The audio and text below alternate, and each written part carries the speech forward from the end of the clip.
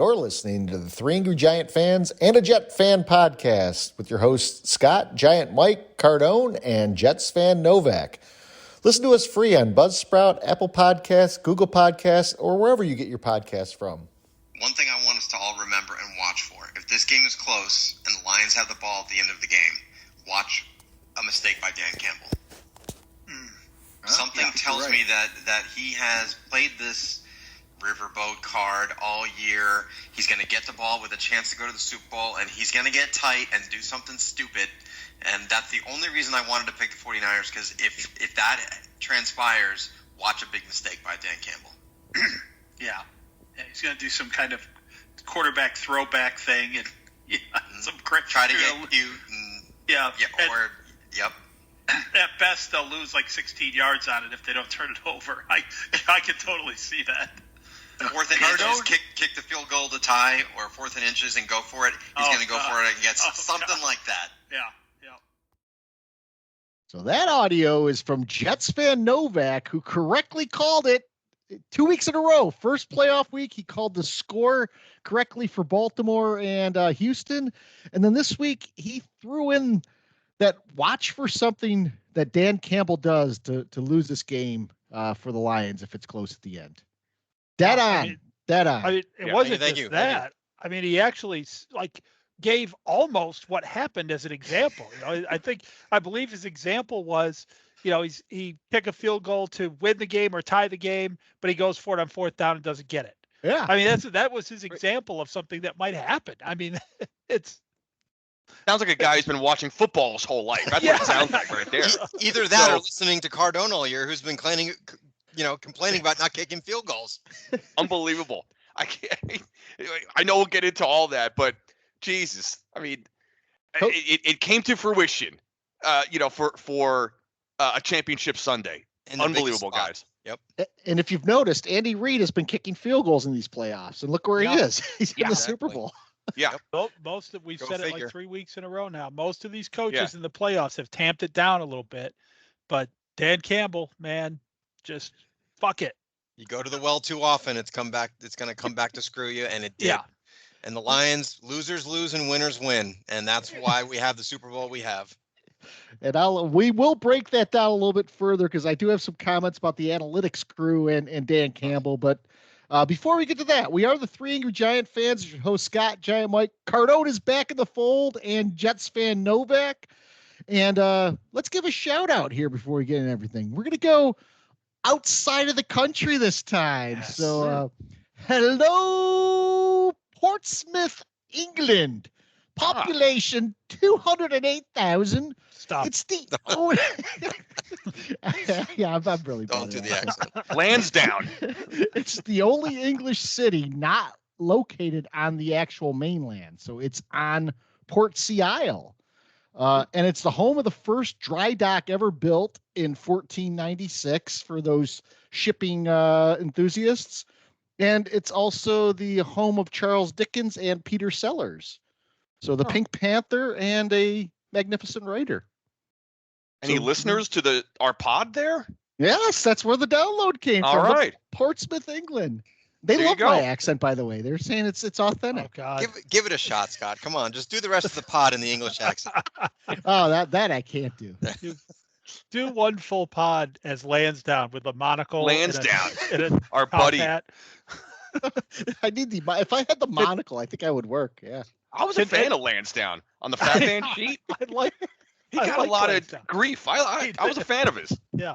Lansdowne was awesome. For those listeners that have no clue what we're talking about, I used to do a breakdown every week of each game, and I would do my predictions, and then I'd give my best bets at the end. I actually used to do quite well at that. You did. But I had created this fake butler named Lansdowne who would come in and just start hurling British insults at people. So it was fun times. We had one friend and listener at the time, Scott, who thought you put out two different sheets, right? So in the week, there was the real one, and then there was the one that just crossed you up. Although apparently all that Lansdowne ever ate was tea and crumpets. I mean, that was the same joke trotted out every single sheet. Yeah. That talking about a speaking Cordell's of going to the well. I used to say Cordell Stewart's neck was getting beat by a bag of nails. Oh, the neck cheese. You did the neck cheese. You did say that.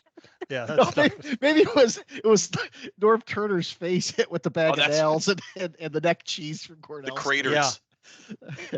Yeah. All right, good times. Before we get off Portsmouth, can anyone explain to me what a dry dock is? I They don't drink from this dock? I don't know. People used to put ships in there. It's sort of like without water. Like what?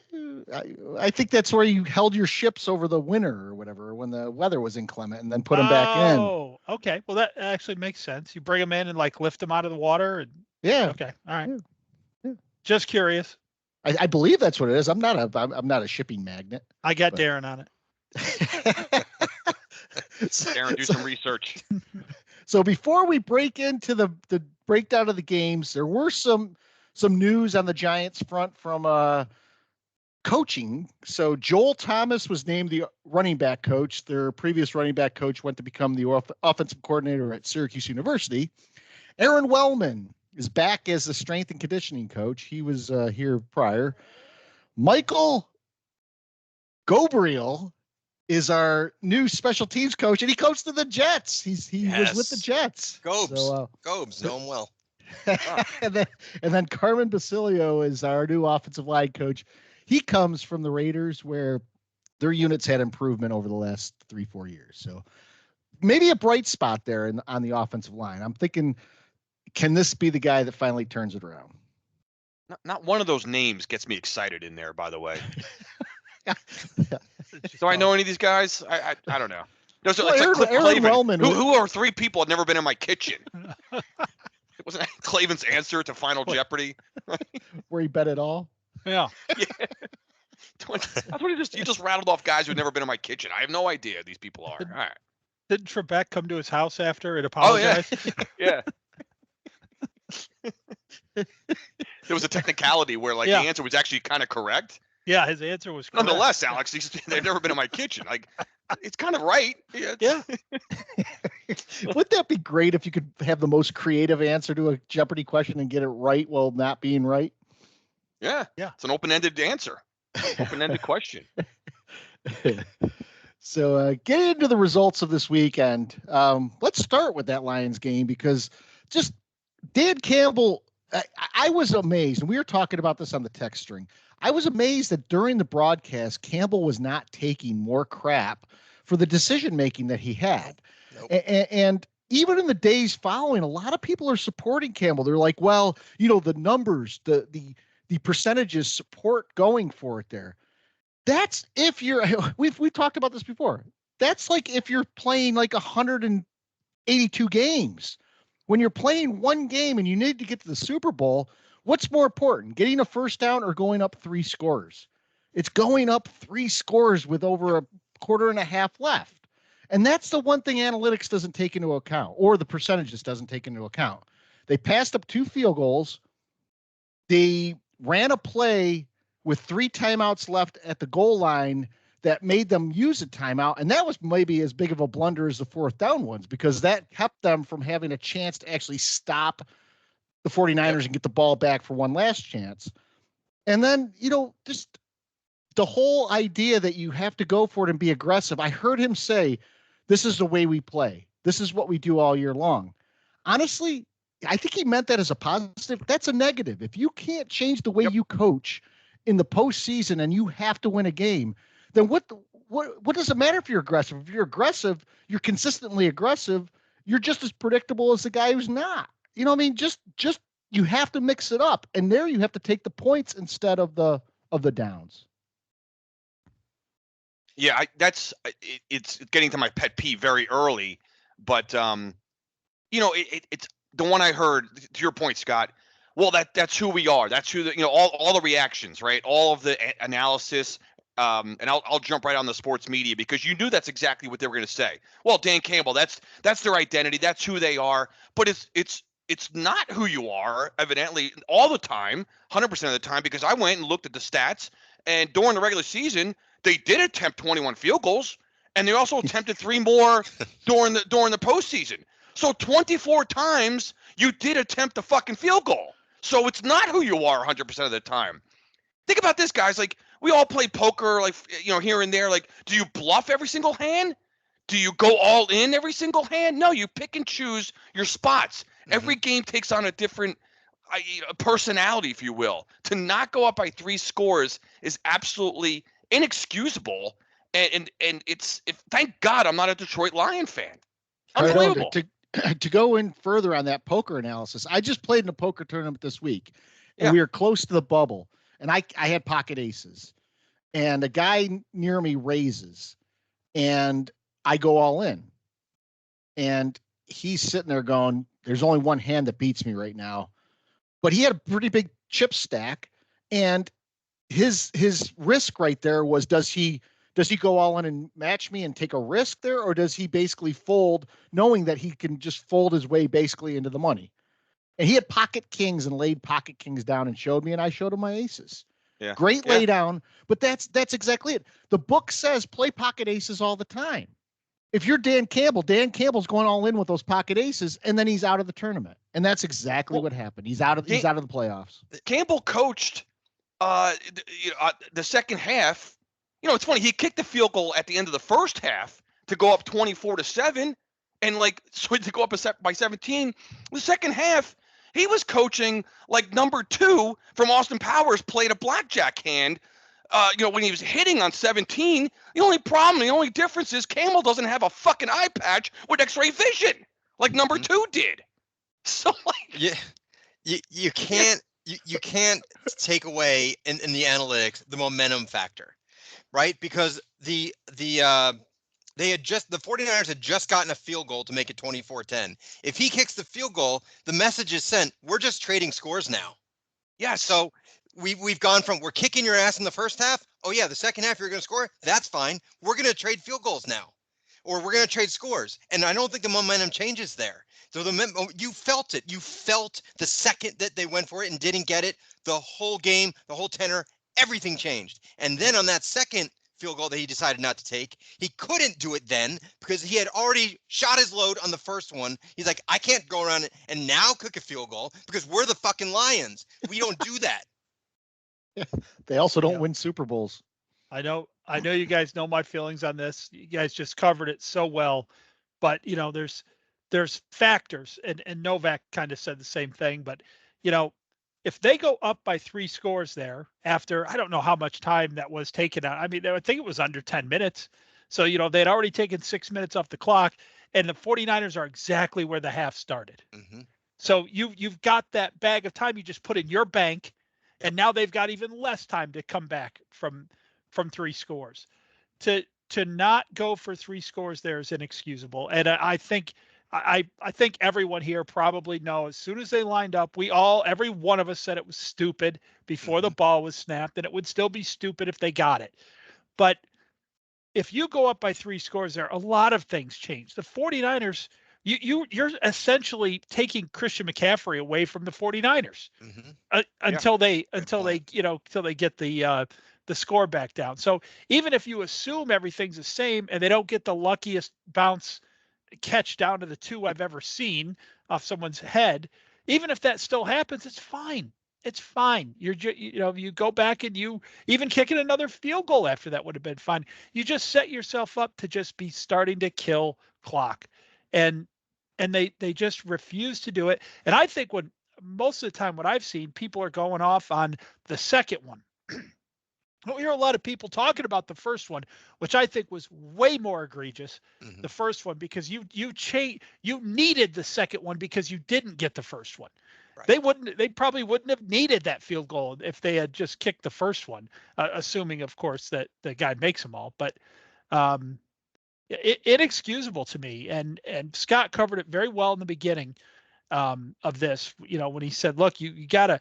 That's fine. You analytics are great. Whatever you want to do with analytics, but you have to understand that is a large pool of data that has formed that go and don't go number.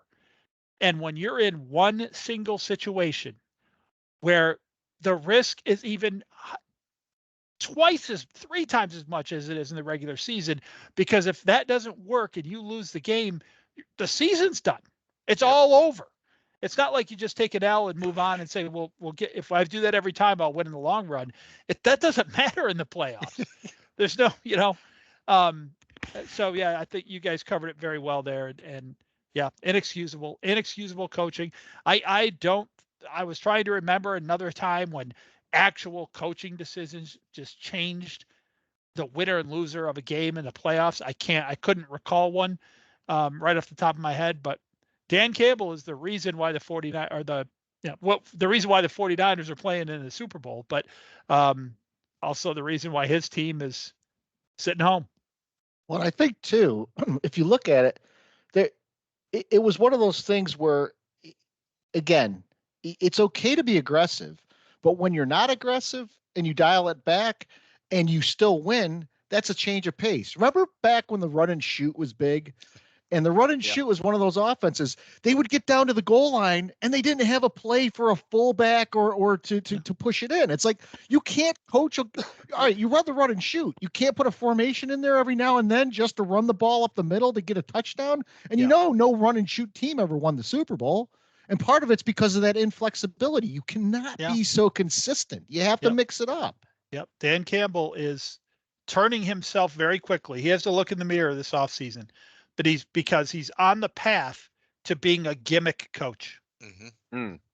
And it's for different reasons than Scott just laid out, like the run and shoot or these other, trying to base a whole offense around the Wildcat or something like that. Yeah. This is just because, as Scott said, you've become predictable at being unpredictable. And you're giving other teams opportunities they shouldn't have. And I did have a bit of a problem with the Lions that entire game. Like, I don't know if you guys saw C.J. Gardner-Johnson, but he waved goodbye to the San Francisco fans in the first half. And I'm like, you're getting way ahead of yourself, guy. I mean, you guys have not won anything. You can't act like you've won anything until you actually win something. Yeah. Well, as Novak mentioned at the beginning, winners win, losers lose. Yep. And I can speak to that. Don't we know? So we had a bit of a different outcome in the Ravens-Chiefs game. That one showed once again, Steve Spagnuolo caught a great game for the Chiefs on defense, and he contained Lamar Jackson and said, if you're going to beat us with your arm. And Lamar Jackson, for another time in the playoffs, said, I can't do it. And, Chiefs ended up winning. Lamar made a couple horrible decisions on throwing the ball. Ugh. Last interception, threw into triple coverage. He had guys open underneath. He didn't take off and run the ball nearly as much as he probably could have. And, we'll get into the whole thing with Taylor Swift and everything else with the NFL and promotion of this. I mean, by the end of the game, I don't know if you guys heard that the Chiefs now are road warriors. Yeah. They've won two playoff games and they're road warriors. They were saying that before the game started. Yeah. So road warriors. Yeah, they're road warriors now. Yeah. It's like a guy goes on a 1-game hitting streak in baseball. Like, the Cost is tearing it up. Yeah. He's swinging a hot bat right now. He's got a 1-game hitting streak going, Yeah, I think we need to stop with the Lamar Jackson as an all-time great discussion. Can we just stop at this point? Because that guy did not show up. I'm not saying I blame that loss on Lamar Jackson, but he did not play well. And we were texting about it. Any time that he got pressured, his game is to run. And he didn't. And I don't know why. I don't know if he was obsessed with trying to prove that I'm a pocket passer in a big spot. I don't know if it was the offensive coordinator, who, by the way, had a terrible game plan. Let's just put that out there. But Lamar Jackson was not even average in this game. He was poor. So we need to stop with this. And until this guy wins something, stop with he's an all-time great, because he's not. I saw one statement, is Lamar Jackson the next great quarterback to never win a Super Bowl? Guy has 2 playoff victories to his name. Yeah. Is he the next great quarterback to never win a Super Bowl? I'll say it right now. Lamar Jackson, he sucks. Lamar Jackson sucks. And why he sucks is I said at the beginning, I forget exactly what point it was. It was long before he threw into triple coverage in the end zone to basically end the game. But I was looking at his body language, and the one thing that separates the greats from the not so greats as far as a quarterback, and this is coming from a a Eli Manning lifelong fan, and in terms of being. Does Lamar Jackson look like a poised quarterback right now that's going to lead your team back to a victory, being down by one score? I think it was 17-10 at the time, in the fourth quarter. I'm looking at Lamar Jackson. I'm like, I would take 25 other quarterbacks in this asshole right now. There was no way he had the poise, the pressure, sort of like a Dak Prescott. You can see the pressure coming out of his eyeballs in that second half. And on the flip side, you see a Patrick Mahomes who is just, he's been there before. He's accomplished everything you can at this, in this game. And that's why the Chiefs are doing what they're doing. And Lamar Jackson, he's like a Dak Prescott. You will never win anything with that guy. He may be able to run around and do all the bullshit they do in the regular season, but guess what? We've seen that movie in this league a million times with that style of quarterback. And how many Super Bowl championships does that style of quarterback get you, win for you? It doesn't. It just doesn't. Yeah. Lamar Jackson is Justin Fields with a better team around him. Yep. That's really all he is. You said that. That's spot on. You're right, does anybody really think Justin Fields and Lamar Jackson could switch teams right now, and Justin Fields couldn't operate this team in the exact same way? Yes. I don't, and I think Justin Fields sucks, and I think Lamar Jackson sucks, and I think Lamar Jackson at the Bears would look terrible. He'd look like Justin Fields looks. So yeah, this talk about Lamar Jackson. I mean, it's got to end. I mean, we're sitting on the possibility here of this guy being a 2-time league MVP, and I have more to say about that later. But that's unconscionable to me. The players that are better than him, who will never win MVP in this league, this guy's possibly about to become a 2-time league MVP. And I won't go as far as to say he sucks. What is tough about Lamar Jackson is Lamar Jackson has a lot of barriers to him being an all-time great, and it starts with him not being able to throw the ball. The issue with Lamar Jackson is that he can run so well that people get mesmerized by it, almost like they do with Justin Fields and some of the other quarterbacks who do run. But the problem is, and it shows itself in the playoffs. So it's sort of like the Lions, stayed aggressive and it bit them. Lamar Jackson in the playoffs is inevitably going to face a good defense. And the good defense is going to say, Lamar, beat us with your arm. And it's happened time and again. And every time he plays against a good defense in the playoffs, he can't get it done. Now he beat Houston. Houston had the worst ranked defense, I think, of any team that was in these playoffs. And so that was not surprising. What is tough for Baltimore, if you're a Baltimore fan here, I mean, Giant fans bitch about Daniel Jones's contract. Well, Lamar Jackson's making a ton of money, and you had a great team around him. You had a good defense. You have a great offensive line. And right now you're out of the playoffs basically because your guy couldn't do it again. He couldn't beat a team with his arm. Can't win with him. You're the 1 seed. I mean, I know it's Kansas City, defending Super Bowl champs, but you have a home championship game. Then I asked the question, then when are you going to get it done? Right? Then when is Lamar Jackson gonna get to the big game? If not this year. Yeah. With the championship game in your own stadium. I don't know. But Scott, pieces. Scott, you just said I'm going on emotion there by saying Lamar Jackson sucks. Obviously, I don't really think that he does. It's just that, do I have any confidence of him winning these kinds of playoff games? No, I don't. But you just said, Scott, I'm going to just repeat what you said. You said he can't throw the ball. I forget exactly how you said it, but think about He's not a good passer of the ball. He's not a good throw. This is an NFL quarterback about to become, we think this, the MVP of the league for the second time, and the guy can't throw the ball? Well, then how do we put up with this shit? This is the NFL, and we just put up with it. I can't really throw. We saw it in the first quarter of that game. He had guys open out in the flatness and that short. Those are like little check down throws, and he overthrowing, underthrowing. That's pathetic. It's like saying he's an all-time great receiver, but he really can't catch all that well. He had shitty hands. He had shitty hands, but he was pretty good. He's an all-timer, though. Did you see his great route runner? Oh my God, route running. Great route runner. Can't catch.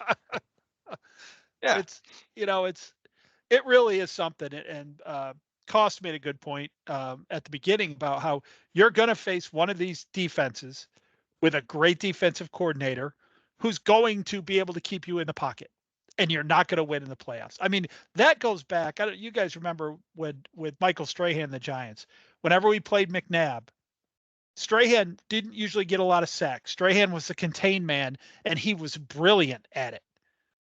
And it was off the charts. And I'd see these other teams playing the Eagles, and they run right straight at McNabb every play, and he just just takes off. And it used to blow my mind. Like, why can't other teams do this? Well, you have to have a talented defense. You have to have a disciplined defense, and you have to have a well-coached defense. Not every team has those things, but you're going to see two of those to get to the Super Bowl in all likelihood. So that's why it doesn't work. This formula just has never amounted to anything in the NFL. And Lamar Jackson, in the situation he's in Baltimore, as Cardone said, if not now, with someone as talented as Lamar Jackson and a team as good as that around him, if not now, then when is it going to be? Yeah. Mm-hmm. Yeah. And it's a perfect setup for this to finally break through. It just doesn't work. Now, the other thing that came out of this obviously was all the stuff with Taylor Swift and the hype and everything that's just been continuing throughout that.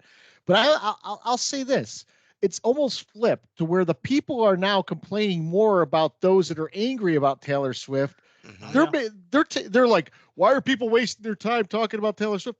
They're spending more time talking about the people that are angry about Taylor Swift. And we got 2 weeks of this now because it's Super Bowl week. And that should be like, well, it probably will be one of my pet peeves, but the whole Super Bowl week, why do we have a week in between? Why can't we just go back to 1 week? Do you really need an extra week of rest? It's stupid. We have to apparently have a war overseas to get that week canceled, right? Is that the only way we can get that canceled? It's happened like twice, hasn't it, or 3 times? I don't know. The last time I remember is Super Bowl 25, Giants Bills. I thought there was one more recent, but I could be wrong. And it wasn't intended to be that way, right, Cardone? It wasn't intended. We had the normal week off there, but because of the Iraq war. Yeah.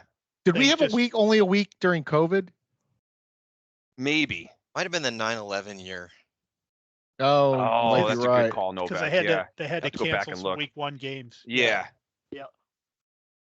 But yeah, the Taylor Swift thing is so annoying. And what I'll say about that, I have zero. I'm talking to you, zero issue with Taylor Swift. None. This is not on Taylor Swift. She can do whatever she wants, and I have incredible amount of respect for the person that she's become and the following that she has and the money that she makes. She's talented as hell. We all agree with that. The problem here is the NFL. It is not Taylor Swift. So for those people that say, yelling at her, saying you've ruined the NFL, she's done nothing wrong here. But you know what the NFL wants with this, right? They want, and I'll set the stage for you. Here's what it's going to be. I'm going to do another prediction right now. We're going to get to Super Bowl week. The Chiefs are going to be up 28-27 on the 50-yard line, right? This is what's going to happen. Up 28-27 with a minute and a half left. Or no, let's say 40 seconds left. 3rd and 7. 49ers are going to have 2 timeouts. Mahomes is going to drop back, picked off by the 49ers. They run it back for a touchdown. Up, yellow flag. Bosa's going to get called for roughing the passer on Mahomes. 15 yards, Chiefs first down, and they're going to get to sit on the ball. They're going to sit on it, and with 1 second left, Reed is going to call timeout.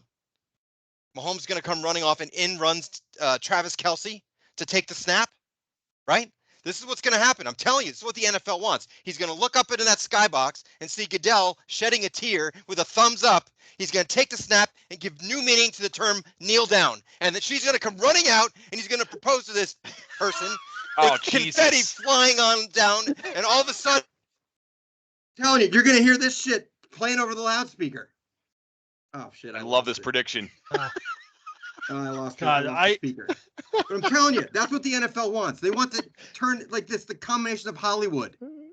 I had to stop writing. I lost all that in there, but I get the gist now. I see where you were going. I understand. Novak needed Darren. I think he wants to cue up a Taylor Swift song. Damn it! And it didn't work. I didn't have my thing turned off. All the best intentions, my man. All the best. But seriously, this is what the NFL wants. Let's just do it. Let's just propose to this woman at the end of the game so that we can all watch this and combine NFL with Hollywood like we complain about. It's ridiculous, and it's not her fault. I do like her. Everything you just said is spot on. If Taylor Swift wants to go watch her boyfriend play a football game, by all means, she should go to a stadium and watch a football game. It's not about what's his name? Cost buddy Coward this week went off. Colin Coward this week went off on people who are mad about Taylor Swift being there. And of course, he had the completely wrong take. He misrepresented everyone's stance. And then, she's on average, when she's been there, she's on the screen for 18 seconds. Like, get over it, everybody. And it's like, it's not what it's about at all. It is just this glaring symbol that we all have that confirms for us what we already know, that the NFL we love is dying. Has nothing to do with Taylor Swift. Nothing. It's just this bright light in the sky that, just a storm coming, that, that this doesn't end here. This opened up a whole new era of NFL football. And we started there with the game day fits, and it already started becoming, and now they can't just announce in the newspaper who the MVP is. We have to have a fucking awards show to do it. Everything is wrong. Everything is wrong. Well, and people forget she's just a symbol of it. This is not the first time people have been upset. People got upset when Tebow was in college. He was getting a lot of attention. If people forget, you remember Tony Romo going to Cabo with Jessica Simpson in a bye week? I mean, this kind of stuff happens all the time, and people will comment about it because it's stuff to talk about when you have dead news. It's not like people are losing their minds over Taylor Swift. No problem with Taylor Swift. I mean, if you noticed on the when they were handing out the trophy, they were getting all emotional about Lamar Hunt's wife, who just recently passed away, and they went on. They took the camera off of that, and they went to Taylor Swift kissing Travis Kelce. I mean, come on, what are we doing here? Yeah, there's someone in the van. They're at that stadium going, "What are they doing now?" No, camera two, they're kissing. Like, are you kidding me? Yeah, kiss cam. It's like the solid cam guy. Yeah, exactly. Get on them. It's the NFL's fault. It's no one else's fault but the NFL. That's they're doing. It takes one phone call from Goodell to say, stop showing her up in that skybox. We don't need to see it. Focus on the game. And he won't do it. Oh, I agree with you on that. That's definitely all the NFL. And they love the attention. I think they love it. They love that extra storyline. Absolutely. They love catering to the fringe fan. It's a whole new set of stupid puns and things they can repeat every week. The announcers need more of that because they're running out of it. But, this gives them a whole new set of things they can talk about using, Taylor Swift songs before they go to commercial. And, it's something else for these dullards to talk about. Well, I don't know if you heard, but I think flights into Vegas on a certain airline are like, one of them is Travis Kelce's.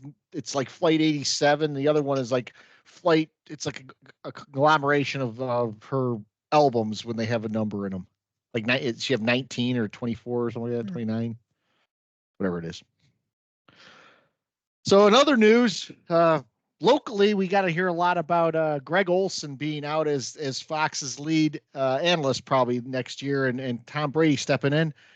And I got to tell you this. I mean, I like Greg Olsen as a person. I liked him as a Panther. Had a rough situation with his son getting something with a heart. I don't know if it was open heart surgery, heart transplant, whatever it was. But, he's had some issues with his kid's health. The guy actually started off, he one time he was still playing, and he was an analyst in the middle of the season when he was playing. I think he got injured, and he stepped in and did a great job that first game. Now that he's doing it full time, I have to be honest with you, I'm not a Greg Olsen fan. I think he's not very good. But there are a lot of people that they keep saying, how could you kick Greg Olson out for Tom Brady. Well, I'll tell you what, if Tom Brady ends up becoming anything like Troy Aikman, I'd kick him out too, because Greg Olson to me is no better than some of the other color commentators you get. He's probably a little bit better than Jonathan Vilma, but not better than some of them. You know? Yeah. Olson's fine. He's just like everyone else. And the well must be pretty dry at that network there if Greg Olson's your lead guy, though. He's not a lead. He shouldn't be on the number one team. You know, he should be on the third game or something that they have. So that's it. Why not try Tom Brady? I mean, you know, what's it mean for him to get demoted? Like, is little baby KK and everyone else still going to be on that team? They're just replacing Olson with Tom. Yeah, I don't know if that whole team is getting demoted. I don't know if you guys know that or.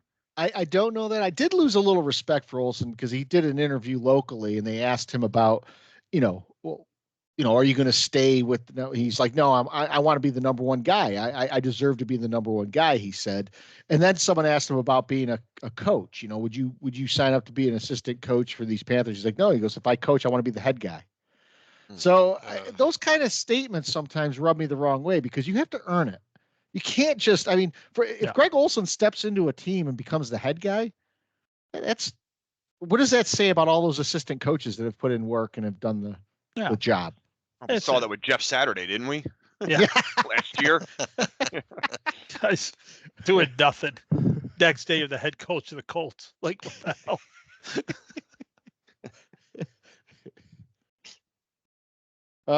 One other thing I wanted to bring up, this is on the Giants side. So this is going to be more of a rant on my end because I cannot stand the state of journalism right now, sports journalism. If you guys know who Jordan Rannon is, he's got a podcast. He was a Giants beat writer when he was with the Star Ledger and NJ.com.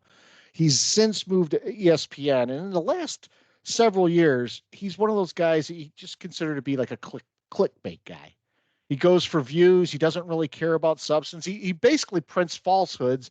And I compare him to Pat Leonard a bit in terms of the quality of work that he does, except I think Pat Leonard is just a buffoon, where I think Jordan Rannon does it purposely. I think he tries to build his stature by throwing people under the bus. Well, he came out and gave this whole discussion about how Bill Belichick is telling people behind the scenes, don't work for the Giants. It's a bad, poorly run organization. You don't want to go there. And yet the evidence contradicts that, since the last two coaches the Giants have had ties to Bill Belichick. And there have been rumors that Bill Belichick told them, take the job. We know it with Joe Judge and Brian Daboll. If you remember the snafu of the text with Belichick between Brian Daboll and Brian Flores, where he basically told one of them they were getting the job when they really weren't, because he got the Bryans mixed up.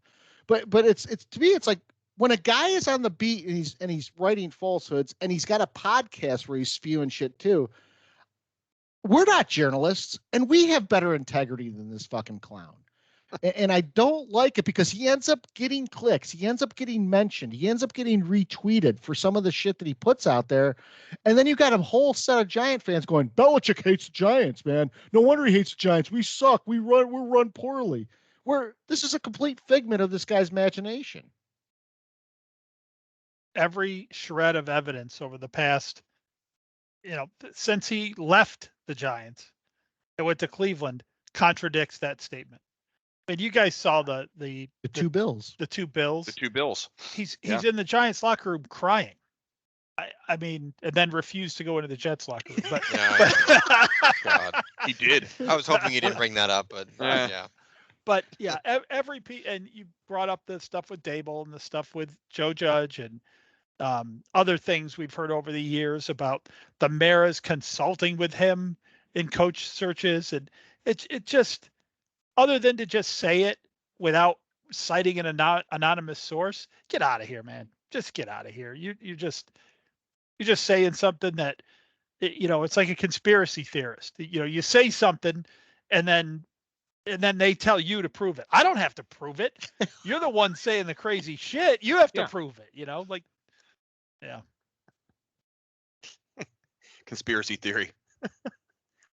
That's like when people ask me if Eli Manning's getting into the Hall of Fame and I have to, promote and give all the reasons why. I'm like, no. You tell me why he doesn't. Yeah. I'm tired of campaigning for this already. It's still a year away. I don't want to digress too far, but like, it's true, Mike. Like, no, I don't have to explain anything. Yeah. Like, no. You explain it. Yeah, you're the one who made the shitty statement. Back it up. Back it up. It's funny because last couple of weeks I keep seeing like flashbacks. So many years ago today the Giants won this Super Bowl. So many years ago today the Giants won this Super Bowl, and I'm like, wait a minute, we're in January, and then I realized because Super Bowls used to be played in January. Yeah. Yes. Look at I've went through like 2 weeks of that now in my Giants daily desk fact calendar. Right on. That every day is like on this day the Giants beat San Francisco behind Eli Manning to win the NFC Championship. Oh man. So there was also some hubbub in Jets camp this week with there's a Athletic article out there. It basically calls the Jets a mess, a huge mess, worse than the Giants, which can be hard to believe at times. They basically a shit show for the Jets, saying Saleh has no spine, Hackett is useless, and that what Jets fan Novak has been saying all year long is indeed true, that Aaron Rodgers holds an inordinate amount of power in that organization. I didn't read the whole article because I don't have access to The Athletic, but I read excerpts in different articles about it. Nothing surprises me. Not one thing in there was I surprised about. That, even another GM from another team called Joe Douglas, the assistant GM. How embarrassing is that if you're the GM that someone else is calling you the assistant GM for the quarterback? Complete. And Saleh, this is my favorite. He took the cell phones of the coaches, apparently, to check to make sure that they weren't ratting stuff to the media. And he was upset that the Giants were not getting more crap than the Jets. Hello, you coach the Jets. This is what you signed up for, dude. Unless you win, you're going to get more crap than the Giants. They've won 5 Super Bowls. Am I right? 5? 4. Okay, thanks. They've been in 5. 1, 5, been in 5. Yeah, whatever. 4, 5, 7. I don't care. You've won a lot. And this is what you sign up for. And until you win, this is the crap you're going to get. So, yeah, they're dysfunctional. It's been a month and we're still talking about these fucks. How does one go about that? Like, hey, I need your cell phone. Like, is the guy like, all right, or is he like, got to guess my password there, buddy? I don't know how that works. That reminds me of like when I was in 4th grade. I think I was playing the Mattel Electronics football game and it got confiscated. The teacher came around because when you scored a touchdown, that little thing would go near. Yeah, like and all of a sudden, like, who's loud? I shoved it in the desk, like, no, teacher came around, confiscated it, put it in some closet in the back there, like, for like 3 days. How do you take cell phones away from adults? No, only the Jets.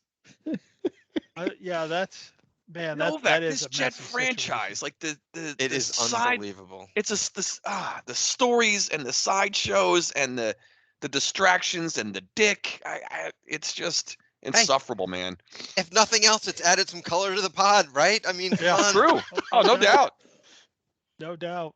I like how Saleh does something like that and all this other stuff that's swirling around. And he's like, what about the Giants? Yeah. Like what's going on? How about them? Why can't we mock them? That's funny. Oh, God. I'm sure Dable and Shade are over there going, like, what? What do we do? What do we do? We're doing our own thing. Shut up, dude. We just suck. It's fine. Yeah. We just stink. Well, it's not like the Giants also haven't had their own circus going around and with Dable under fire for the wink stuff and all of that. Yeah. So it's like it's kind of misdirected anger there by Saleh. Well, that's it. Saleh has to learn these stories come and go very quickly. Yeah. And you just keep your head down. You just keep your head down and it goes away. I mean, that's what the Giants had there. No one was talking about the Jets, 2 weeks ago when we were, wondering if Dable was a psychopath. Now that's passed. And now we're on to the Jets. You just take your turn, stand in line, take your beating from the media and move on. Move on. Yep. So we traditionally don't come on air next week because it's in between the Super Bowl and there's really no news to report. I don't know if that'll be the case. We'll talk together as a group after this, but Super Bowl predictions. Oh. What are the standings? Because didn't we say the person in last goes first? Well, yep. So what happened was I grabbed the wrong notebook when I went to the office this week. So my regular notebook is not here. However, I can tell you this, and I think you guys will agree with me that it was Cardone was ahead of us. I had a 2-0 weekend last week. Yeah. And then Novak and Cost were tied. Yep. And then I was one back, but then Novak lost I lost both. You lost both. So you joined me. Correct. And I went 1-1. Because you gained one. Right. So Cardone is up by 1. Cost is 1 behind him. And me and Novak are 1 behind Cost. So it's only 1 game. We can't catch Cardone, who's 2 ahead of us for the playoff run. So unless he calls a tie, then what are we doing? No. Yes. So Novak will go first, and then Cost will go second, and then we'll flip a coin or something. Novak, it's I've been in last the whole time. Maybe I should pick last. You're new to the group. I've been in last the whole year. I'll go first. That's fine. All right. And I wasn't prepared to make a pick, but I'm going to do it on I the fly. thought Cardone was going first. Cardone should go. Cardone goes first. Oh, I go first. I go first. Yeah. So I didn't think about this at all until today, and then realizing like, oh shit, we're gonna give our predictions tonight, and I hadn't really, thought about because like you said, because there's that extra week. It's you don't think about the Super Bowl yet, and here we are, 10 days out from it or whatever it is. You're thinking about the flag football game instead. I guess, the skills competition and we still have to break that down. Ridiculous, but we do have to come on next week then. Yeah. I thought about it this way, guys, where after this latest playoff run by this Kansas City Chief franchise, I kind of dubbed them. I mentioned it the other day that they are becoming the modern. They're becoming the New England Patriots now, where you just cannot kill this team in the playoffs. You're going up against Mahomes, who's just setting himself and separating himself again from all the quarterbacks in this league. Andy Reid's obviously a phenomenal coach. It's hard to bet against Kansas City, so I'm not going to do that. I'm taking Kansas City to win back-to-back Super Bowls. And the score, give me 27-21, the Chiefs. All right. Are you predicting an on-the-field post-game proposal? I am. I'm not touching that shit. There's no way I'm attaching myself to any bullshit with proposals and Hollywood and all that nonsense. I'm just focused on football, and that's it. All right. People are asking, like, the halftime shows and that. I don't give a shit who's playing. The commercials don't interest me anymore because they suck. Halftime shows, get the fuck out of here with that. Who pays attention to that at our age, in our life stage? I'm not worried about who's the halftime show is. No. The worst thing about the Super Bowl is that the halftime is longer. Yeah. That's about it. Yeah. But I'm going Chiefs, guys. Chiefs 27-21. Yes, sir. So I'm a little bit wary about picking the Chiefs only because Kadarius Toney's not going to be playing in this Super Bowl. So the difference maker. We might want to take a few minutes to talk about him throwing a second team under the bus for saying he was injured when he says he's not. But that's another point. This one's a tough one for me because, everything this year has been set up for the Chiefs to have this run. The 49er defense last week against the Lions did not impress me. Now they did come up, a little bit bigger at the end of the game, but that is an elite defense. It didn't look like it. And I worry that Andy Reid and will find a way to exploit that. That being said, one thing about Mahomes is he gets to championship games, he gets to the Super Bowl. I don't think he's won back-to-back ones yet. And so I think here is going to be another chance for Shanahan to get redemption. And he will I'm calling this one of two ways. He will either get out to a big lead and have to hold on and win, or he just wins the Super Bowl if the 49ers are going to win. if it would be funny if they get out to a big lead and they lose, similar to when he was the offensive coordinator with Atlanta and they blew the big lead against New England. But I'm going on record to pick the 49ers here. One thing I didn't mention about Dan Campbell that rubbed me the wrong way too is he kept calling it a race to 30. And no, in the playoffs and in the Super Bowl, it's the race to beat the other team. It's a race to score more points than the other team. You don't need to hit a magical number. You just need to hit one more than the team you're playing. Yeah. And way to pump up your defense, by the way. Yeah, right. well, that's exactly it too. I mean, think about the ramifications there of saying that publicly. So I'm going to go with the Niners here. I think it's going to be a close game. I think it's going to be an exciting game. This might go down as one of those exciting finishes ever. 24-23. Although, Scott, you're really not giving a lot of credit to analytics. Analytics do say if you get 30 in the playoffs, 92.777% chance you're going to win. Just saying. I didn't listen to AWS.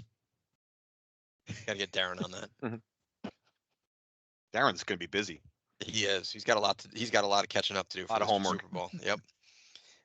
So I'll go before Mike. I too think that this game is really tough to call, but the way I look at it is, what are the paths that these two teams took to get here? And if you look, Kansas City beat a pretty good Miami team. They beat a very good Buffalo team, and they beat an excellent Raven team. Fairly convincingly, other than the Buffalo game, I thought they convincingly beat these teams. And then on the other side, San Francisco barely got by the Packers, and I think that they actually should have lost that game. And if it wasn't for Dan Campbell, they're not in the Super Bowl. So I have to look at those two paths to how they get here.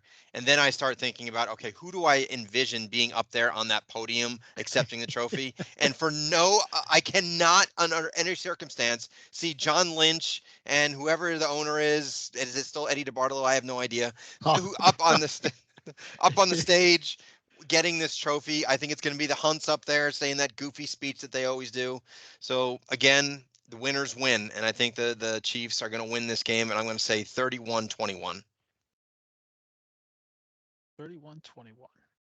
You eating those nuggies? Oh, God. Why would he do that commercial?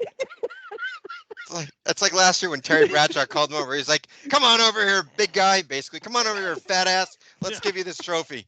God.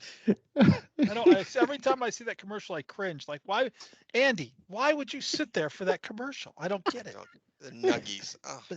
You gonna eat those nuggies?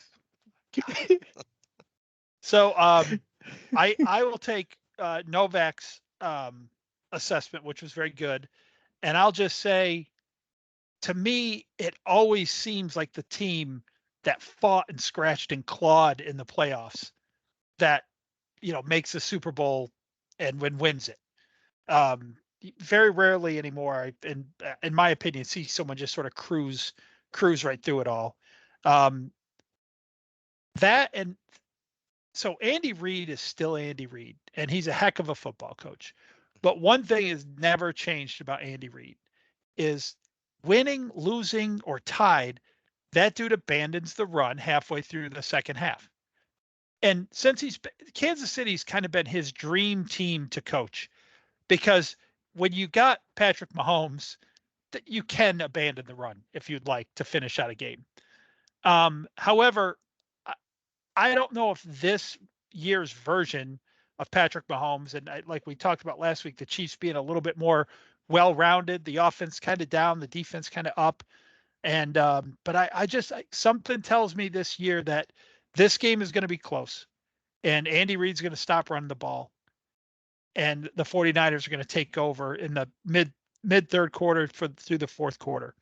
So I've got San Francisco winning at a score. The game will be closer than the score, but I've got them winning 31-17. Was it the Giants against the Bills Super Bowl where the Bills just absolutely blew out the Raiders the week before in the Bo Don't Know game? 56-0 or something. Or 53 or 50 to something. Yeah. Yep. Yeah. And then you get into the Super Bowl and it's a whole other deal. Yeah. It's a whole other game. Yeah. Mm-hmm. Right. So I could actually catch catch Cardone here, which is so we're split. We got two Chiefs. Yeah, this is a tough one because you can make it's a good. It should be a close game. You can make the case for either team. So I had a tough time trying to decide. I just went with Mahomes and Reed basically. Yeah. I'm feeling like they're the new. I swear, like they're becoming the new Patriots, as I mentioned. So it's you just can't kill this freaking. I heard team. the word dynasty several times this week. Well, I went San Francisco so I could catch Novak. That's the only or pass Novak. Just give me a chance. I mean, hard to believe they might be more insufferable than the Brady Belichick regime. In a way, the Chiefs. Well, they certainly have turned a lot of people off this season in particular. And you know what's funny? Like, I was gonna say, Scott, when the Chiefs, I loved them when they first made their Super Bowl with this team because they hadn't been there in forever. And you always like to see new teams kind of step up. And I was pulling for the Chiefs hard, just because they were a fresh new face, showing up in the big game. And now all it takes is a couple of years, and you just get sick and tired of them. Isn't that amazing? But they are a dynasty, Scott. If you don't think, to me, now obviously a win is their third championship. What in 4? That'd be 3 and 4 years, right? Or 3 and 5 years. 3 and 4. The dynasty. That's absolutely a dynasty. But in 4, they were in 4. Correct. Yeah. No, it's absolutely a dynasty in this day and age of the NFL. No question. It probably is already, but I think it is. A win in 2 weeks cements it. A win cements it. Even if they were to lose, 2-2, still not bad. Still 2-2 and still with a very open window. Yes. That team. That's the scary thing about them is. Yeah. But I'll tell you what, though, through week 8 of this season, I still had a ton of respect for the Chiefs. It wasn't until that display on whether it was Sunday night, Monday night, I don't know what it was, when Mahomes went off and, Kelsey's doing commercials and he's acting like a, celebrity, and you got Taylor Swift. And then even last week in the pregame, Justin Tucker is in his usual spot warming up, and Kelsey comes over and kicks his kicking tee away and his ball so that his quarterback Mahomes can warm up. Guys, I've been to games a number of times. The kicker is usually in that area because the kicker, for some reason, always seems to kick in the direction of the team that you're facing for some, it just seems to be like if you're that guy, you're kicking into the Chiefs. If you're the Chiefs kicker, you're kicking into the Ravens team. And that kind of stuff it piles up. And I don't dislike Andy Reid. I don't dislike the Chiefs. This year started to make me get that way about it. And the worst thing is I don't really like the 49ers either. I think the 49ers are a dirty ass team. I think they are too. Yeah. Two very dislikable teams that we have to watch. Yeah. Well, we did put the conspiracy theory of the Super Bowl logo colors to rest, at least. That's true. I mean, at least we got that out of our lives. So I'm glad that didn't come. I got sick of seeing reels on that thing. So, and someone took a screenshot from something that showed the 49ers beating the Lions 28-27 and said, "Look, the NFL's already predicted this game. Is this the script?" It did end up 28-27. Now, the 49ers did win. Yeah, the other one was apparently somebody caught, they went ahead to the Super Bowl on their DirecTV. And for the Super Bowl, it said the Baltimore Ravens play the San Francisco 49ers in Super Bowl 58. So that was, it's already been decided. I'm like, that's filler. They just put things in there. They don't think it was no idiot like he's looking 3 weeks ahead at the TV schedule. I mean, the hell. So the other thing about Kansas City, real quick, Scott. The other thing about Kansas City. Now I'm only looking at the box score from this past weekend's game against Baltimore, but I was saying even before the game, pay close attention to how the game's officiated, right? Mm-hmm. And the penalties in yards. Baltimore 8 penalties, 95 yards. Kansas City, on the other hand, on the road, mind you, 3 penalties, 30 yards. So a third of the penalties of what Baltimore had. Now I don't need to look at the other games, but one thing that the four of us talk about every week is the officiating. It's not a secret. We all know. I mean, you talk to anybody who follows the NFL, and it's suspect. It sucks. It's egregious in terms of how the games are called. But this Kansas City Chief team, whether it's the prima donnas, the sense of entitlement, the ratings, something with the NFL. The NFL has an agenda to get certain teams to where they know that they're going to be. Now, Lions, Ravens, is that as appealing as Super Bowl, around for those fringe NFL fans? Not quite as much, right, guys? Yeah, So it's not what the Chiefs are. The Chiefs making the Super Bowl increases the viewing numbers by millions. Incredibly, millions. Yeah. Yep. And so there's a conflict of interest there. There's no question. And the Lions, where they're a great story, just not the same as with the Chiefs. It's just not. No. Not to mention, I'd like to think that there is a massive conspiracy. And the second Dan Campbell went for it on fourth down there, instead of taking the 3-score lead, Goodall called down and said, "Fuck him." Change their mind, boys. If 49ers win this game. Yes, sir. Fudge the analytics numbers. Well, two sets of books. Cardone did bring up the penalty yards on the Ravens. Now, 45 of those came in one drive where they had 3 personal fouls. Right. And I will say this. One of the things I hated about that game is that last interception that Lamar threw into triple coverage. They're clearly the receiver in the back of the end zone was getting pushed before the play. So, or before the pass was interfered with. So what I hate is when they bring like Terry McCauley on or whoever it is, they bring them on, Mike Pereira, and they tell you something that your eyes aren't seeing. So they're replaying it, and he goes, well, you could see the contact comes well after the pass is intercepted. No, actually, the contact came a good 2 seconds before the pass being intercepted, but it's okay. I wouldn't have called it anyway, but don't tell us something that we can all see is wrong. Yeah. I've said they're so useless. They're there to be patsies of the officials on the field. And, I think this year I'll actually say more than most. I saw a lot of disagreeing guys in the booth with what was going on in the field. And I think that's just a function is some of these calls are so egregious that you can't with a straight face keep your credibility and stand up there and say something. But, we didn't talk about, speaking about officials and speaking about the Ravens game, the thing that kind of we didn't talk about that was a huge deal for me is this guy who's got to bring the Ravens back to the game. He's got to spin the ball on the ground and stand over the receiver. And, Zay Flowers. That was bad. And I mean, brutal. Just can't help themselves in this league. Nope. It's a penalty. People say it's a penalty every time. And I will say even that one's not a penalty every time because Travis Kelce does that a lot. And I've never seen him get called for it. But that is inexcusable in the playoffs in that situation. You just made a huge play to bring your team back in that game and almost an automatic touchdown after that with Lamar Jackson and his ability to run and confuse the defense down that tight. First and goal after that. Yep. Yeah. First and goal from the 3, I believe. Yep. If I'm a coach, that's the kind of thing the top of my head blows right off. Like, what are you doing? Why? What is it in you that you can't get up off the ground and hand the ball to the ref and walk away, or even turn around and celebrate if you want to celebrate? I just don't get it. Again, it's the playoffs, guys. You make a mistake in the playoffs and you're out. It's not like a regular season game.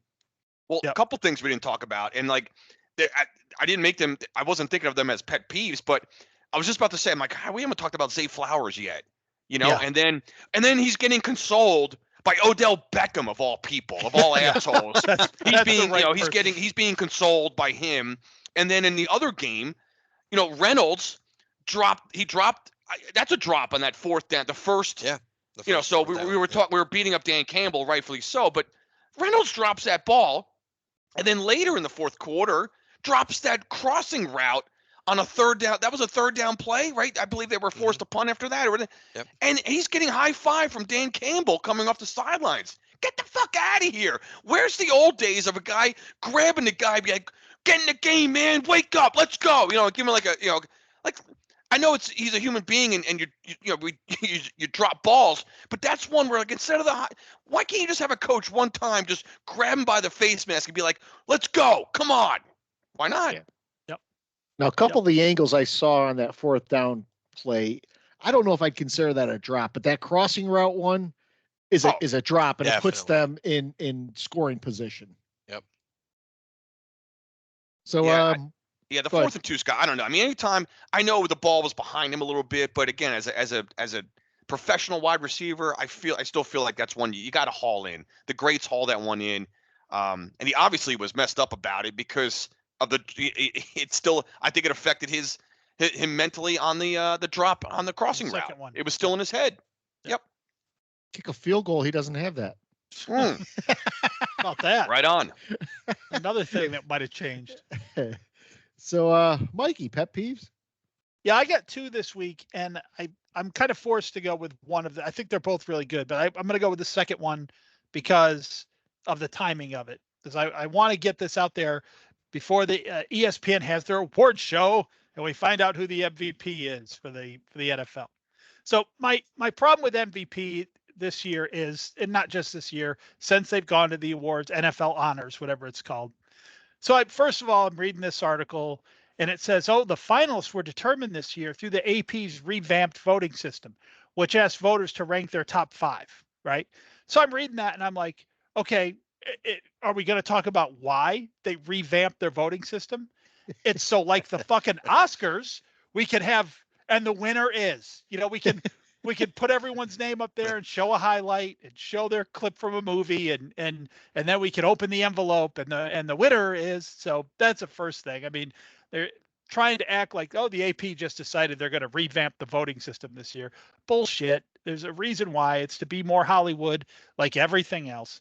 But then, so I don't know if you guys heard this, the finalists are for most valuable player, and this is what I really want to talk about, are Josh Allen, Lamar Jackson, Christian McCaffrey, Dak Prescott, and Brock Purdy are the 5 finalists for the NFL most valuable player. So I thought a lot about this week because I saw when these came out, and we really have to do something about this most valuable player award. Mm-hmm. These maybe should be the finalists, maybe for like offensive player of the year. And I almost think that they should switch, because in the past, I've always said, well, it's got to be the most valuable player to their team.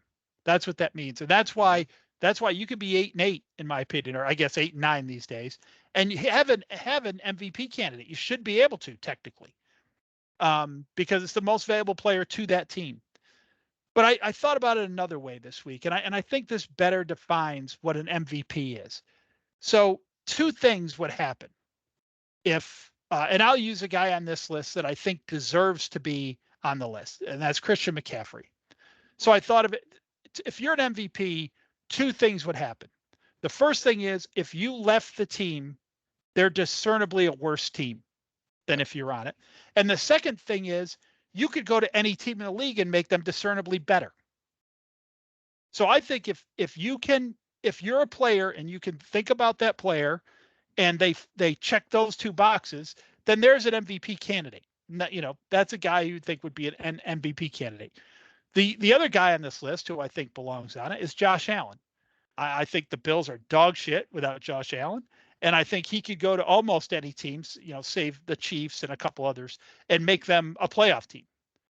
Because Absolutely. I think that's what he's doing with the Buffalo Bills right now. Mm-hmm. We already talked about Lamar Jackson, who I think if you replace him on Baltimore, and if he goes somewhere else, I don't know that he makes someone a better team. I don't know that Baltimore is discernibly worse without him. You remember what was his name? Huntley, who played the Pro Bowl quarterback. Yeah, he made the Pro Bowl playing for the Ravens. So yeah. And Dak Prescott, please, I don't even think I have to talk about that. The Cowboys could plug in anybody at quarterback pretty much in the league. They'd be a decent quarterback on the Cowboys. And Dak is not going to, if Dak got traded to the Giants and became the starter over Jones, he's not going to make that big a difference on that team. And same with Brock Purdy. I think that was kind of laughable. We already know any number of quarterbacks could be having this success with San Francisco, and Brock Purdy going to the Jets next year is not going to make the Jets, into a playoff team. So are they saying out of those five people, for the Jets, not even Patrick Mahomes is not even in the top five? No, that's another one. When I thought about people not on the list, which is sort of my next step, was the first one that came to mind was Patrick Mahomes. Yeah. The Chiefs are a worse team without him, and any team he would go to would be better. That's a valuable player. And then so you go down and you kind of look at, okay, who are the offensive player of the year candidates? Now, these are players, I think some of these players or guys should be considered for MVP. Tyreek Hill. I mean, Tyreek Hill completely transformed the Dolphins, and the Chiefs suffered when he left. They don't. I mean, Lamar's on there, and Christian's on there, and Dak is on there. But the other guy on there who's not in the MVP list is CeeDee Lamb. I think CeeDee Lamb's had an MVP year. If you want to look at players like that. So this award thing, we just need to maybe change the names of it. If they want this, if they like this group of finalists for something, that's fine. Best quarterback on a team with at least 12 wins is probably what the name of the award should be. That's probably where they should go with that, but yeah, MVP. I mean, it's not quite as comical yet as making the Pro Bowl, which anyone who holds that up, like, 5-time Pro Bowler, big deal. Gardner Minshew. Yeah, who cares if you're 5-time Pro Bowler? Such a joke of a thing. Anyway, but I digress. We to prove how bad the award is, like I kind of went there a little bit earlier. Lamar Jackson is about to become the NFL's 2-time MVP. And now maybe that's died down. I don't know if McCaffrey is now going to overtake him, which I hope happens. McCaffrey's a worthy winner of that award. Hasn't the voting already happened? The voting has. Yeah. I think they had voted on this by the end. Yeah. At the end of the regular season. I think it's closed, if you will. The voting. Yeah. Yep. So they out there, they know who the NFL MVP is right now. And sort of the running favorite at the start of the playoffs was Lamar Jackson. So if the voting is stopped, I think we might be looking at Lamar Jackson as a 2-time NFL MVP. Now, I will say this, that the stark difference between that list and a list you would have seen in the late 80s, early 90s is the lack of a defensive player. Right. Mm-hmm. Think about any defensive player. I mean, what they're saying basically is there's not there's not a defensive player better than the top 5 offensive players. Yeah. I mean, the defensive player of the year list is Myles Garrett, Micah Parsons, TJ Watt, Max Crosby, and Deron Bland. Never heard of him for Dallas. He's the cowboy guy with all the interceptions. Oh, the defensive back. Yeah. So other than maybe Bland and Crosby on that, I'd leave Crosby on it. Other than Bland, those players fit the short 2-question list I just asked. Yep. I mean, I think they should maybe not make it a rule, but there should be a real effort. If you're going to have 5 finalists so you can have your Oscar presentation, you gotta pick a defensive player. Give them a chance to win the award. That's mine. Yeah. I like that. It's good. Mm-hmm. Really good. Novak. So 2 very quick ones. And once the football season ends, I start dipping into other sports because I have blinders on until football season's over. So I've been dipping in a little bit now to basketball, and I got annoyed the first second I started dipping in again. How does this guy Doc Rivers get another job? This guy hasn't won dick, Is he as still they coaching say. in the NBA? Yes, he got the job of the best team in basketball with the Milwaukee Bucks. Yeah. And I'm telling you, if this guy's name was Jerry, he's not getting that job. It's because his name is Doc. So I'm telling you, I hate this. How this guy still has a job, someone needs to explain to me. But that was my one because I'm annoyed by that. Yeah. And then the second one is, it's not really a pet peeve as much as a question for you guys, because I did text it to you. It does have to do with football. Someone needs to explain to me why it is a bad strategy when you're down 10 with more than 2 minutes left and you have all 3 timeouts and you're in field goal range, why you don't kick the field goal and then kick off, have your 3 timeouts, and try to get the touchdown, even if you're kicking the field goal on 2nd down. Like, I understand the analytics and all that crap, but we saw it in both games You got a weapon like Justin Tucker. They could have kicked that field goal, been only down 1 score. Pressure's now back on Kansas City. They didn't do it. They got intercepted, and the game's over. And in the other game, same thing. It happened as well, where they could have kicked the field goal, been down 1 score. They didn't. They had to call a timeout, right? I think the Lions did. And now they had to do the onside kick. Someone explain to me why that is not a good strategy. Now, I'm not going to go full nerd on you, but you are onto something. And the analytics or the math says if you have all your timeouts left and you're outside of the 20-yard line into a makeable field goal range, you should be kicking that field goal because you have all your timeouts left. You can kick off, you get a stop, you get the ball back, and then you have to get a touchdown with no timeouts left. The problem is these teams bleed that clock down to where they get to a point where the either the timeouts don't matter or they don't have enough time, whether they have the timeouts or not. And then they got to do the onside kick, which, by the way, now with the new rules, an onside kick has zero chance of really happening. Zero. It really does. I mean, if someone wants to prepare against an onside kick, the only time an onside kick is going to work is if you do it when it's unexpected, like to start a game or start a second half. It's not going to happen, when it's expected. By the way, speaking of timeouts, we didn't murder Dan Campbell on the fact that he ran the ball. Well, he talked about it a little second bit. Down. All right. We talked about just a bit. But I did, but that's the whole point. Like, why wouldn't you just kick the field goal there? Yeah. I mean, I know they're on the 5-yard line, but kick it. You got your 3 timeouts and the 2-minute warning. Now you're within a score. Pressure's on the other team to get a first down. Or throw the ball. If you don't make it, kick it. Right. Yeah. Then you still have all 3 of your timeouts. I mean, running it. And the funny thing is, the announcers were all over that. They're like, "Oh, they brought Montgomery in here. They're not going to run this, are they?" Yeah. No. No, you're dead on, Novak. I mean, that is that nobody thinks about that anymore. It's because the NFL and the media and the announcers and the fans have devalued the field goal. It's like they think like a field goal can't possibly like get you back in a game. It's only 3 points.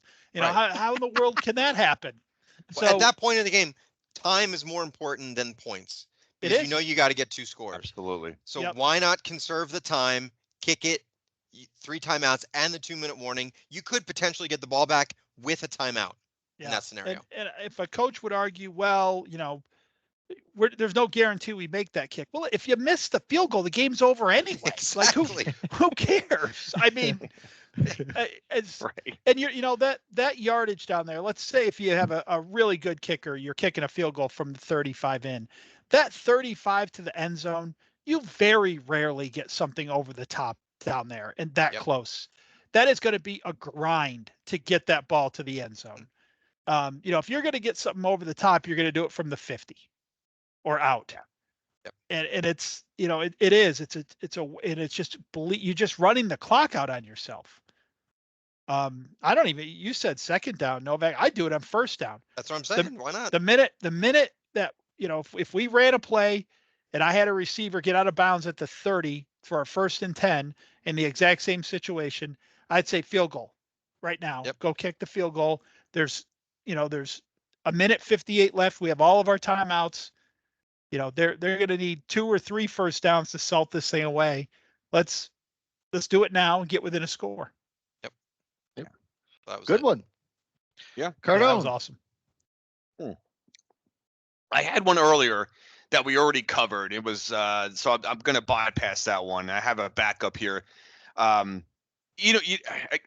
may as well do one every week on the sports media and just whatever's happening, just report what I'm hearing in the sports media. I'm talking about the Stephen A's, the Orlovskis, and all these asshole experts on ESPN. And you guys know I say this every week. I do it to intentionally irritate myself and get aggravated. So,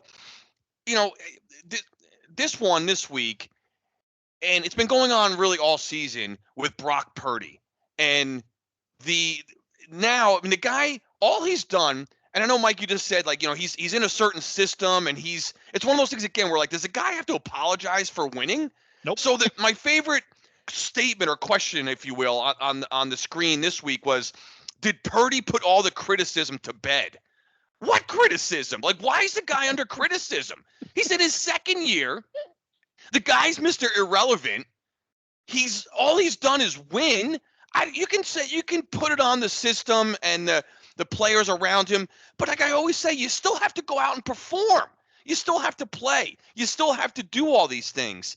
And what I'm so sick and tired of, I talk about this all the time, so I know I'm repeating myself. It's just week to week, though. They anoint who they want to anoint, and they oppress who they want to oppress. And for whatever reason, Brock Purdy gets that oppression stigma to him. For whatever reason, it's all, and everyone in the media is in agreement with this. So Stephen A. went as far as to say, well, the criticism will be put to bed if he shows up in the Super Bowl. So now this guy will cannot escape criticism if he fails to beat Patrick Mahomes and Andy Reid now. That's what by that reasoning, Stephen A. That's what you're saying, is that you'll still criticize Brock Purdy, who's in the league in his second year. Meanwhile, I just rattled off, like, Josh Allen, Herbert, Prescott, Lamar. These guys have yet to show up in the Super Bowl. But we're still criticizing Brock Purdy and what he's accomplished to this point. Why? Yep. No one can explain that to me. They're already on the anointed list. They're anointed. Justin Herbert. Why? Pretty boy from the Clippers. Somehow they've bypassed Stephen A.'s rule that you have to beat Patrick Mahomes in a Super Bowl to escape criticism. They all bypass that.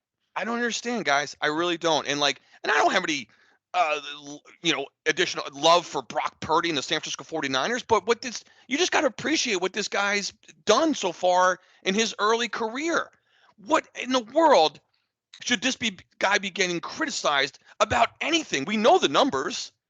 Yep. You heard Ryan Clark say a couple of weeks ago, whatever, the single hardest thing I've had to do is mention Brock Purdy's name among the other greats in this league in the MVP race.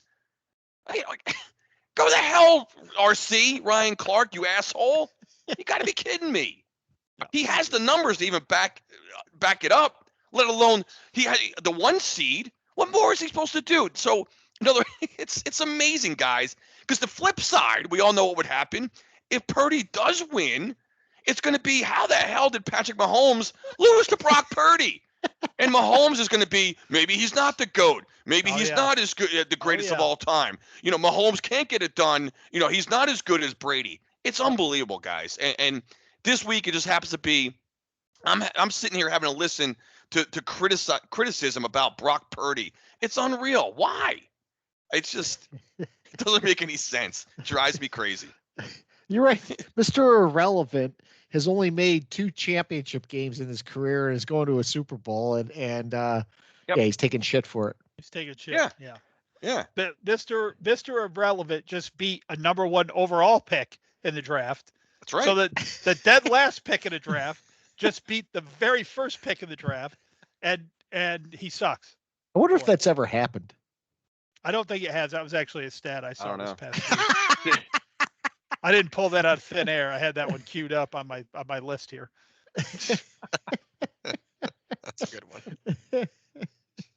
Oh, it's good stuff. I like that. I mean, because you do see that. You see the anointed and you see the unanointed, and the way they treat that group. It's interesting. Like Josh Allen, no one talks about him throwing a ball into double coverage when the game's on the line, when he had people underneath open.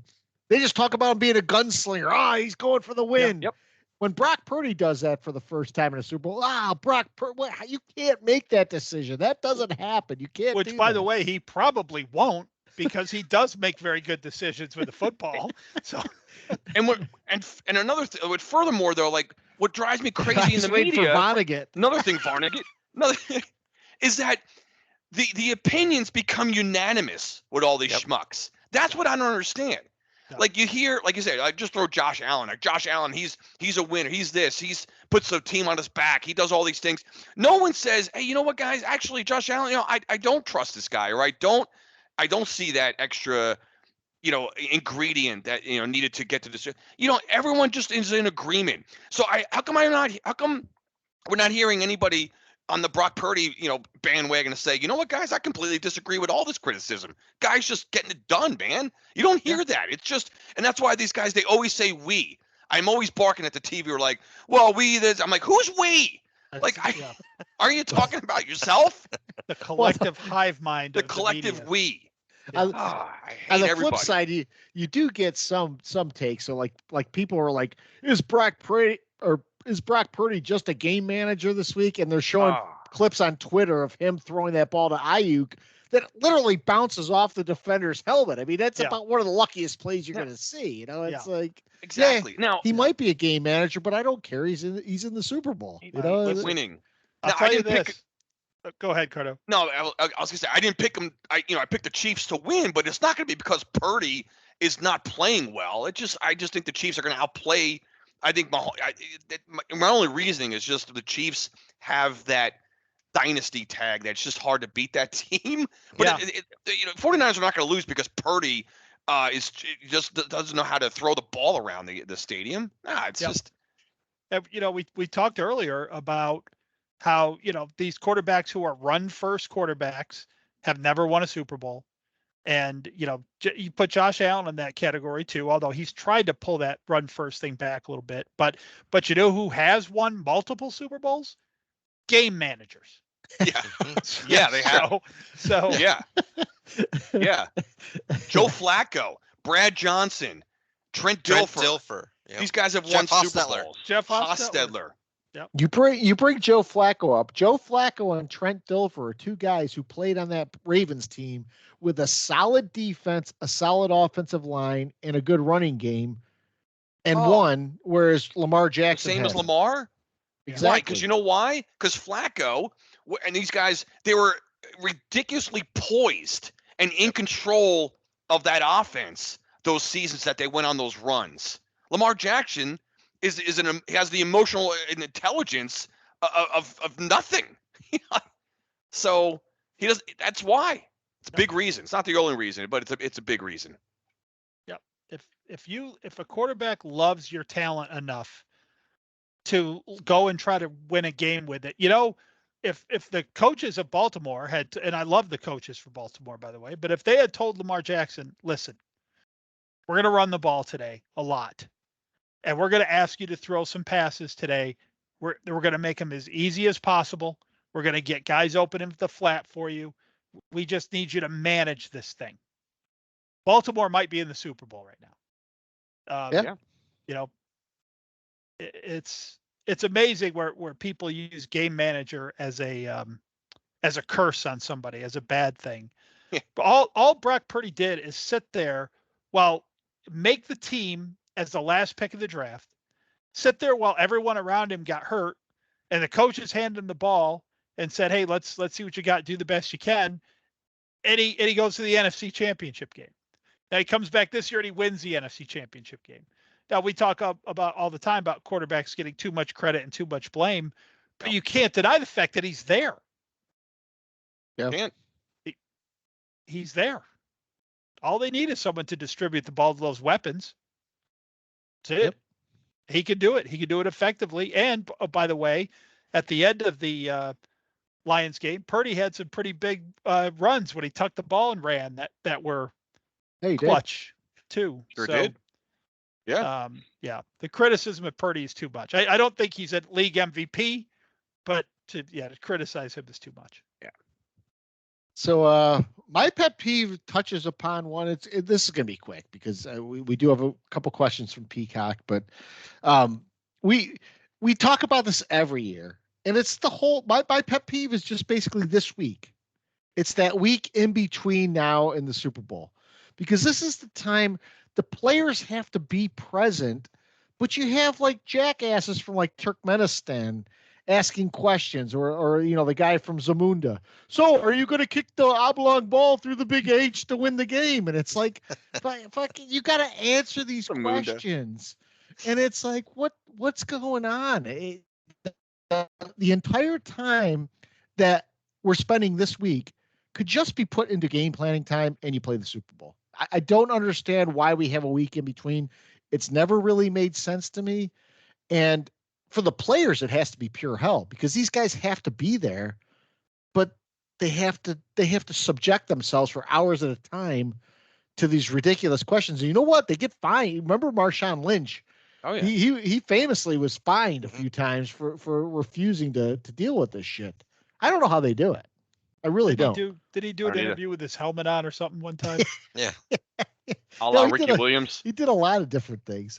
But the thing is, think about the journalists, again, in air quotes here, that are showing up for these things.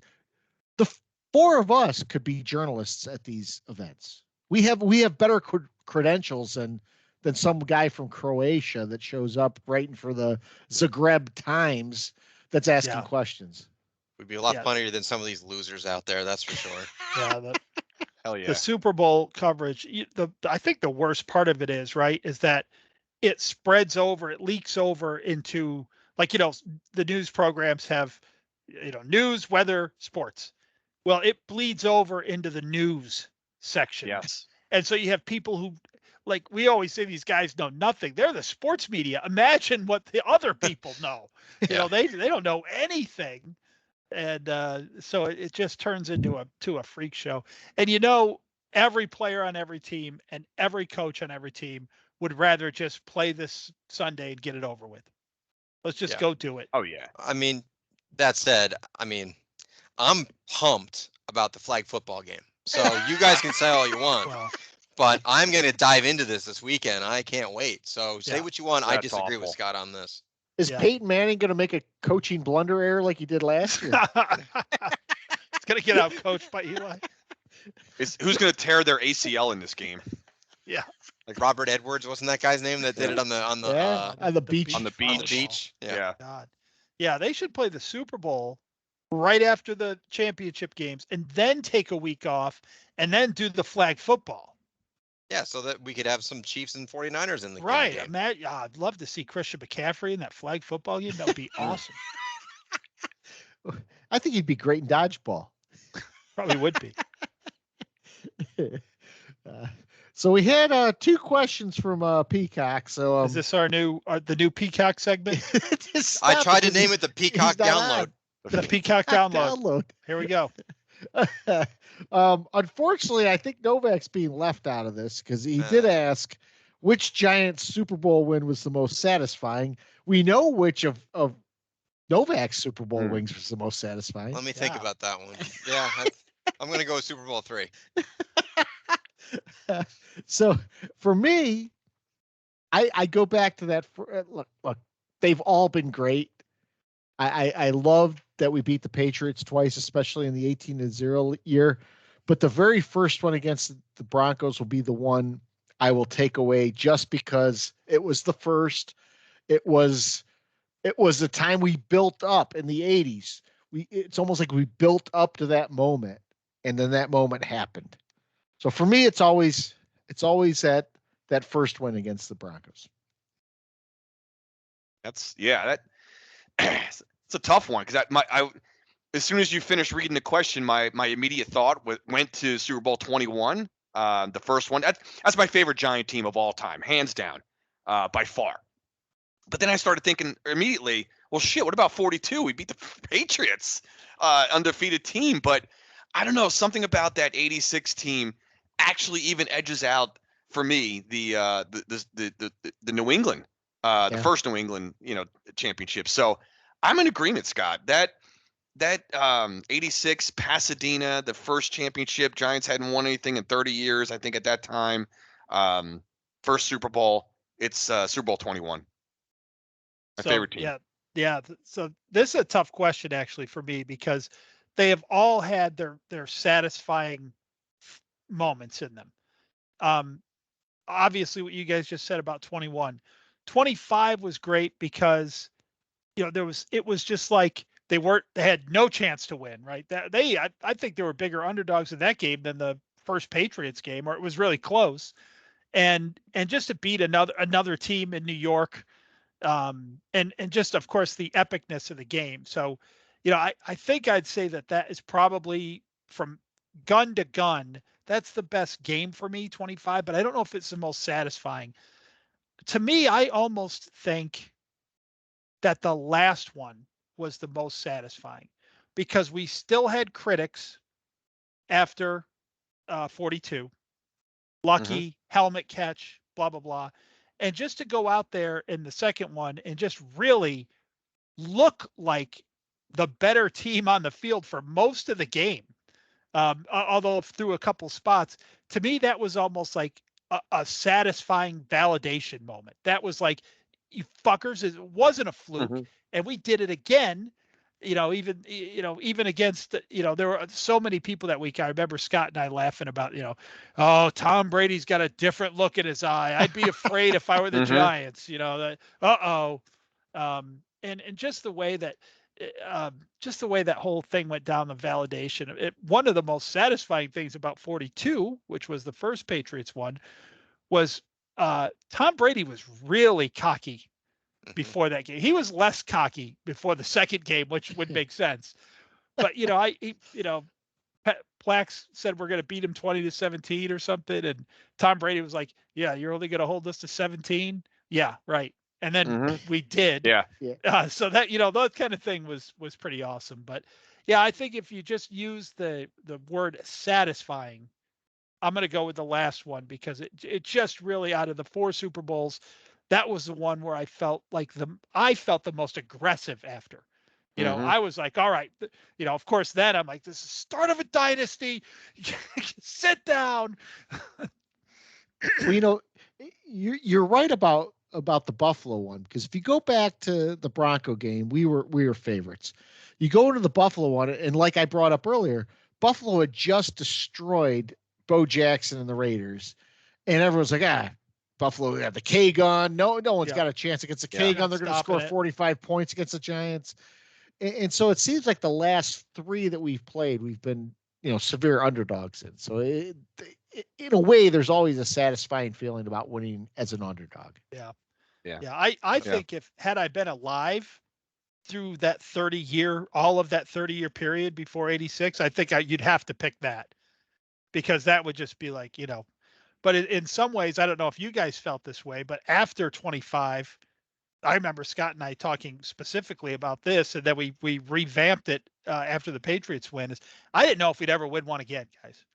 I didn't know if we would ever win one again, and to do it in the way we did it, man, it's a hard question to answer. Satisfying. They all have their own satisfying pieces. Well, that's what bothers me about the mindset of some people, is that you never know when your last one is. I mean, look, we won one against the Patriots, the second one that we won, and we haven't been back since. We haven't even sniffed anything Not since. Even close. Yeah. And you think about that, and you could go from being on top to being on the bottom that quickly. And so that's why I always hate it when a fan base acts like, oh yeah, well, we'll be there. Well, we'll be around. Hey, you're not necessarily going to be around, You're not. And imagine being a Lions fan. Look at the Lions fans and how much joy they took out of this year.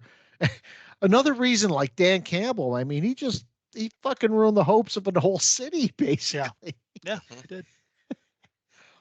So the other question Peacock has is if we have any Super Bowl rituals. So that doesn't necessarily mean if our team's in it, just Super Bowl rituals as a whole. I will say this. I'm always a big proponent of a Super Bowl party. I had a party when the Giants played the Ravens in 2000. I will never have a Super Bowl party with more than just me and a couple of guys that are Giants fans if they make the Super Bowl again. So Cardone was at my house for, I think, both Patriot Super Bowls. I just don't think I can do it with more people. No. And so for me, non-Giant years, I have a Super Bowl party. Giant years, I can't do it. Yeah, pretty much the same way. I usually watch the Super Bowl at home, no matter what, because I'm a big, don't go party on school nights guy. But I did go to Scott's for the beatdown by the Ravens. So if I ever thought that I might do that again, I will never do that again. I would not mind watching the Super Bowl with you guys at all. Mm-hmm. If I'm talking about if the Giants were in it here, but, or the Jets. Yep. In general, Super Bowl rituals, I don't have any. My ritual when the Giants are in it would be, just that I prefer to stay home. I would go out to a small gathering.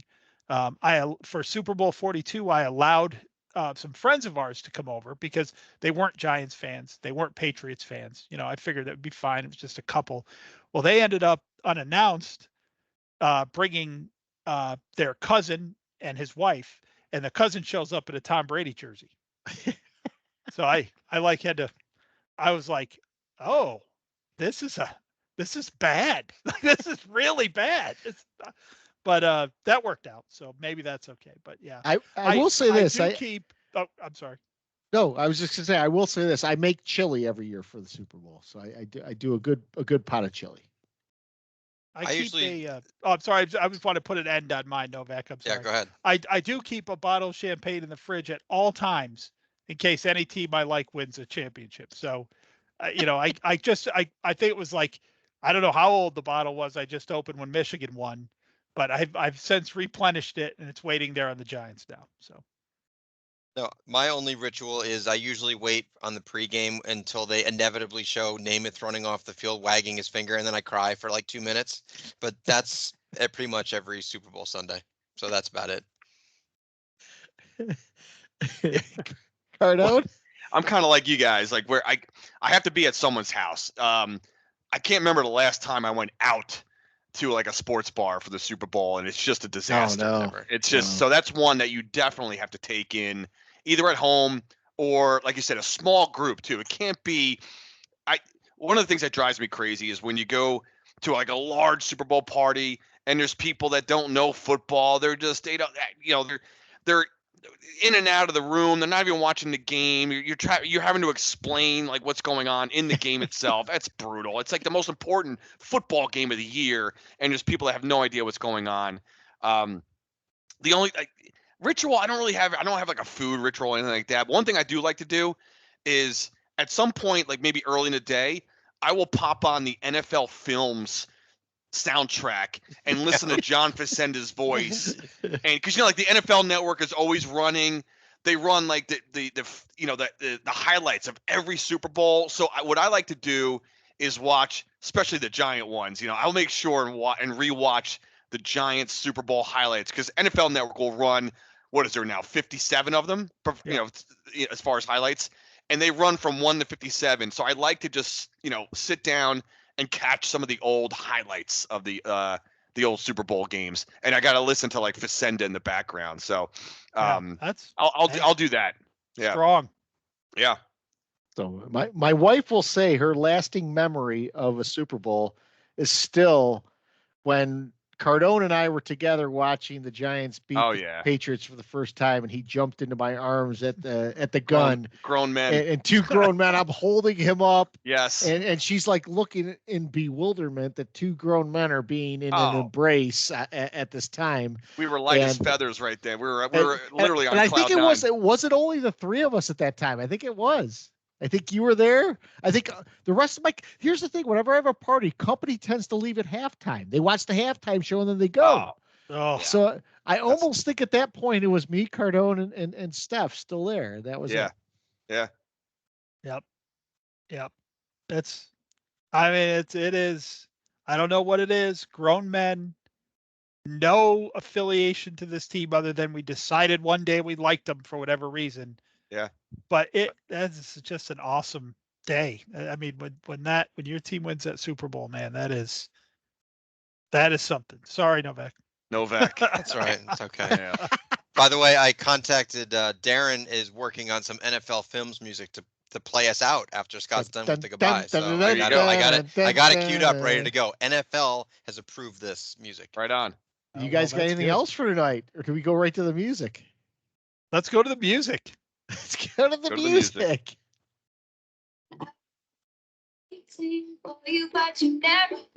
Oh no. Yes. This is that it. Is brutal. This is the music this is the voice that replaces John Facenda. This is it. There you go.